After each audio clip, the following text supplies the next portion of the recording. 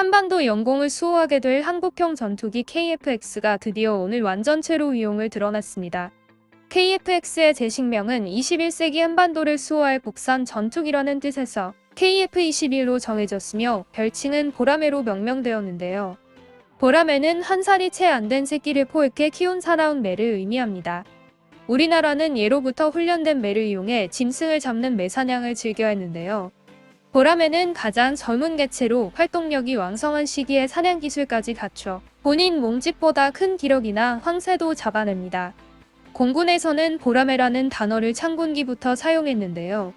1952년 발간된 코메트 1호에서도 확인할 수 있고 보라매 형제, 젊은 보라매, 보라매의 꿈 등의 공군 군가에도 등장하며 사관생도나 후보생 훈련병을 지칭할 때도 사용합니다. 서울 동작구에 있는 보라매공원과 대전 둔산동에 있는 보라매공원은 공군 부대가 있었던 곳에 공원을 조성하며 이름에 보라매를 넣은 것입니다. 따라서 보라매는 창군기부터 애용해온 우리 공군의 상징과도 같은 단어라고 할 수 있습니다. KF-21 보라매는 세계에서 8번째로 개발 중인 초음속 전투기로 최신 A사 레이더와 통합 전자전 체계 등 주요 항전 장비가 국산화됐으며 국산화율은 시제 1호기를 기준으로 65% 수준입니다. KF-21 시제기는 1년여간의 지상시험을 거쳐 내년 7월쯤 첫 비행을 할 것으로 전망되는데요. 내년 상반기까지 차례로 제작되는 시제기가 비행시험을 성공적으로 마치면 2026년 6월 기본 비행 성능과 공대공 전투 능력을 갖춘 KF-21 블록1의 체계 개발이 종료되며 이후 2028년까지 블록1의 초도 물량이 생산돼 실전 배치될 예정입니다. 보라매 시제 1호기 출고는 방사청과 카이가 2016년 1월 체계 개발에 착수한 이후 5년여 만의 성과인데요. 지난 2001년 김대중 정부가 독자 우주발사체 발사장, 차세대 국산 전투기 등을 목표로 제시한 이후 20년 만에 이룬 결실이기도 합니다.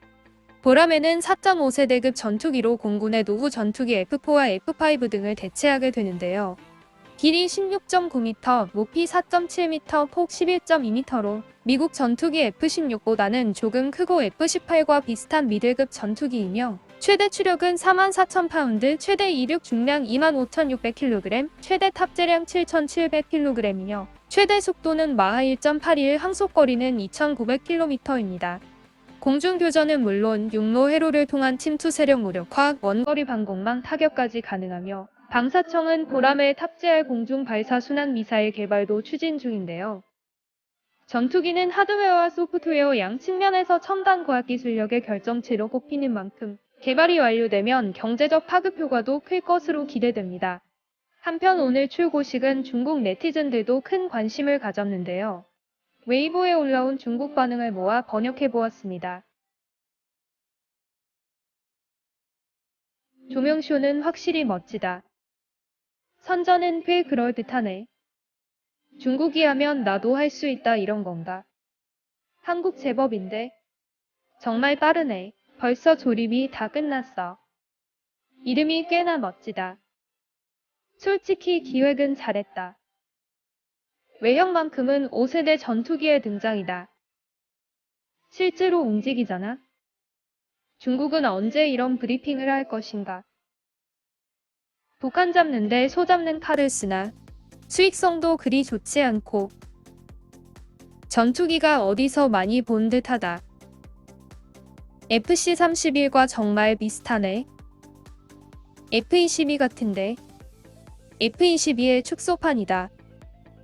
인도가 신용카드를 꺼냈습니다. 다른 것은 말할 필요 없고 한국은 이런 방면에서는 정말 강하다. 빵즈들은 그래도 조금 실력이 있다. 현재 가장 선진적인 반도체 생산 라인은 한국과 대만에 있다. CD와 홍보에 모든 예산을 써버렸나? 꽤나 미남 전투기다. 게다가 여성 조종사라니. 이 프로토타입은 세부적인 완성도가 이미 매우 높다. 일본에 비하면 확실히 신뢰가 간다. 동아시아 한쪽에 또 다른 예리한 검 하나가 추가됐습니다.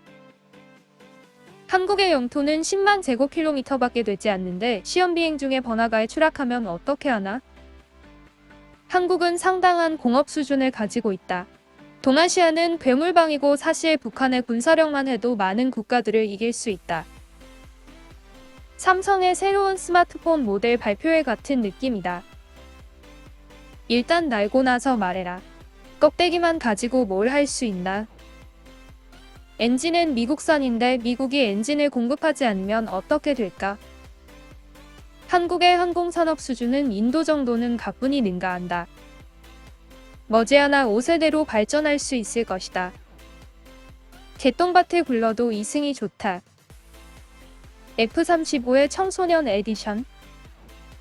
UHD의 시야가 너무 작음. 성능은 둘째치고 외형은 매우 아름답다. 장난감 모형 같은데. 일본의 상상에 비하면 이건 그런대로 괜찮은 거다. 인도의 스텔스기는 언제 나오나? 카레와 김치는 서로 자신의 5세대기가 세계 최강이라 여긴다. 이미 5세대 전투기는 오래전에 등장했고 이런 골격을 만드는 것 정도는 기술 대국에게는 어렵지 않은 일이다.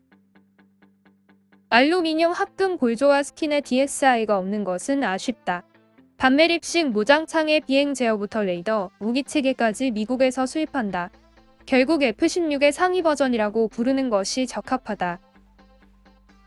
이제 모든 사람들이 공상과학 같은 외형을 만들면 5세대 전투기인 줄 아는 모양인데 미국 말고는 전부 5세대에 못 미친다. F-22와 F-35를 합친 것 같은데. 먼저 비행을 한 다음에 선전을 하는 편이 더 성공적이지 않나? 북한은 미국을 무시하고 한국은 중국을 무시한다는 우스갯소리가 있을 정도로 한국은 자신들이 세계 최고인 줄 안다.